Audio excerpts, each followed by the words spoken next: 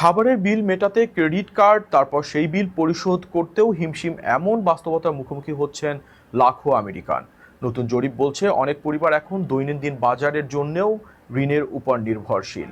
এই প্রবণতা কেন উদ্বেগ বাড়াচ্ছে, কি বলছেন অর্থনৈতিক বিশ্লেষকরা, এবং সাধারণ মানুষের জন্য কি সতর্ক বার্তা রয়েছে, দেখুন বিস্তারিত প্রতিবেদনে।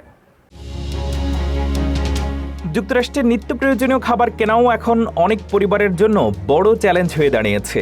নতুন এক সমীক্ষায় দেখা গেছে মূল্যস্ফীতির চাপ আর আর্থিক সংকটের কারণে প্রতি 3 জন আমেরিকানদের একজন এখন ক্রেডিট কার্ড ব্যবহার করে বাজার করছেন। শুধু তাই নয়, অনেকেই খাবার কেনার জন্য বাই নাও পে লেটার ঋণ সুবিধারও আশ্রয় নিচ্ছেন। আরবান ইনস্টিটিউটের তথ্য অনুযায়ী প্রায় 35% প্রাপ্তবয়স্ক নিয়মিত ক্রেডিট কার্ডে গ্রোসারি কেনেন। এর মধ্যে প্রায় 20% মাস শেষে পুরো বিল পরিশোধ করতে পারছেন না। আবার প্রায় 9% ন্যূনতম কিস্তিও সময় মতো দিতে ব্যর্থ হচ্ছেন।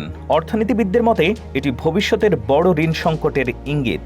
বিশেষজ্ঞরা বলছেন, আগে বাই নাও পে লেটার মূলত আসবাবপত্র বা বড় কেনাকাটার জন্য ব্যবহার করা হতো।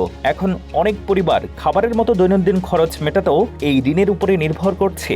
ফলে একের পর এক ঋণ নিয়ে অনেকেই দীর্ঘমেয়াদী দেনার ফাঁদে আটকে পড়ছেন। এদিকে বিশ্লেষকদের মতে স্ন্যাপ খাদ্য সহায়তা কর্মসূচির নিয়ম কঠোর হওয়ার পর লাখো পরিবার সুবিধা হারিয়েছে। নতুন কাগজপত্র আর শর্ত পূরণ করতে না পারায় অনেক শিশু ও নিম্ন আয়ের পরিবার এই সহায়তা থেকে বাদ পড়েছে, যা খাদ্য নিরাপত্তার উপরে বড় প্রভাব ফেলছে।